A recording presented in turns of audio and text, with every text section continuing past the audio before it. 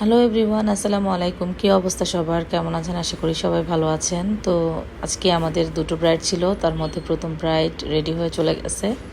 এখন second bride ready করা হচ্ছে। আর আজকে সকাল থেকে কারেন্ট ছিল না। কারেন্ট আসার পরে তারপর চুলটাকে ক্রিম্পার করতে পেরেছি। প্রথমবার চুলটা তো আমরা ক্রিম্পার ছাড়াই হেয়ার স্টাইলটা করেছিলাম। তো যাই হোক, ব্রাইড এখন শেষের দিকে, আমাদের কাজটা মোটামুটি হয়ে গেছে। অনেকেই আছে আমাদের কাছে হঠাৎ করে চলে আসে, তো সেই মুহূর্তে প্ল্যান ছাড়া যদি চলে আসে, হয়তো ব্রাইড লেট করে আসলো, তাহলে আমাদের কাজটা করতে অনেকটা সময় লাগে। তো সেই সময়টা হয়তো আপনাদের কাছে অনেক মূল্যবান, যেহেতু সময় মতো যদি ভেন্যুতে না পৌঁছানো যায়, তাহলে কিন্তু ব্রাইডকে সবাই দেখতে পেল না। আর তাড়াহুড়ো করে সাজাতে গেলে কিন্তু কাজটা কখনোই ভালো হয় না। তো যার জন্য আমি বলবো, সবসময় আপনারা অবশ্যই বুকিং করে চলে আসবেন। বুকিং করে আসলে বা কন্ট্রাক্ট করে আসলে একটা সুবিধা কি, আপনারা সময় মতো আমরা যে শিডিউল দিব বা টাইম দিব, সেই অনুযায়ী আসলে কিন্তু আপনারা খুব আর্লি করে চলে যেতে পারবেন।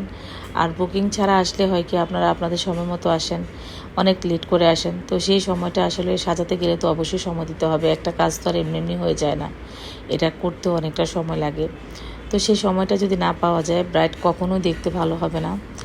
এই জিনিসটা বরাবর আমি আগেও বলেছি, এখনও আবারও বলতেছি। তো আমাদের এই ব্রাইডগুলো মোটামুটি বুকিংয়েই ছিল।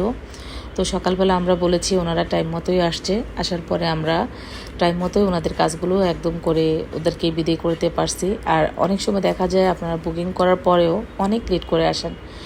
তো লেট করে আসলে হয় কি, দেখা যায় পার্লারে এসে অনেকে চিল্লাভাল্লা করে যে এত লেট কেন লাগে, কাজটা করতে কতক্ষণ সময় লাগে। আসলে যারা ছেলে মানুষরা কখনো এটা বুঝবে না, একটা পার্লারের কাজ বা একটা ব্রাইডালের কাজ করতে কতটা সময় লাগে। আপনারা প্লিজ কখনো ছেলেদেরকে পাঠাবেন না। আপনারা মহিলারা যারা সাজ সম্পর্কে বোঝেন বা নাই বোঝেন, আপনারা সরাসরি আমাদের কাছে চলে আসবেন। আমরা আপনাদেরকে বুঝিয়ে বলবো। একটা পুরুষ মানুষ কিন্তু আমাদের কাজ সম্পর্কে তত একটা ধারণা নাই।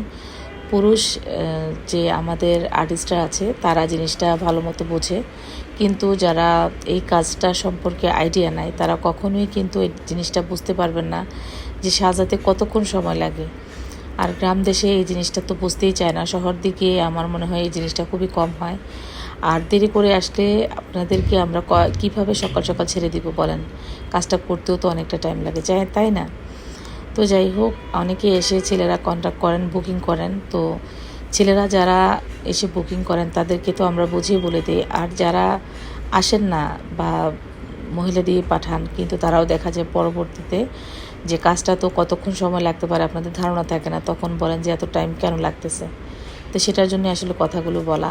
তো আশা করি আমার কথাগুলো আপনারা বুঝতে পেরেছেন। অবশ্যই ব্রাইড যখন আসবেন, সময়টা মেনটেন করে আসার চেষ্টা করবেন। এটা হলে হয় কি, আমরা আপনাদের সময় মতোই আপনাদেরকে ছেড়ে দিতে পারবো, এতে কোনো বিলম্ব হবে না। তো যাই হোক, এই যে ব্রাইডালের চুড়িটা একটু ছোট হয়ে গেছে, এখন চুড়িটা ঢোকাতে একটু কষ্টই হচ্ছে। অনেকের চুড়ি হয়ে যায় বড়, আর আমাদের এই ব্রাইডের চুড়িটা মাপে একটু ছোট হয়েছে। তো চুড়িটা পরানোর পরে এখন আমরা ফুলটা সেট করে দিচ্ছি। আর এই ছিল আমাদের ব্রাইডালের কাজটা শেষের দিকে। যদিও কাজটা ফুল দেখাতে পারলাম না। আর আমি তো সবসময় বরাবর আপনাদের সাথে আমার কাজগুলো ফুল কখনোই শেয়ার করতে পারি না। আর এটার কারণ হচ্ছে, ব্রাইড কখনোই চায় না সোশ্যাল মিডিয়াতে তাদের যে ফেস ভ্যালুটা সামনে আসুক। এটা আমি বরাবর আগেও বলেছি, আর এখনও বলতেছি। কি আর করা, যতটুকু সম্ভব হয় অনুমতি নেওয়ার পরে যে কাজটা আপনাদের সাথে শেয়ার করি, এটাই আমার অনেক ভাগ্য। তো এই ছিল আমাদের ব্রাইডালের ফুল অ্যান্ড ফাইনাল লুক। তো আজকে এই পর্যন্তই, দেখা হচ্ছে নেক্সট ভিডিওতে।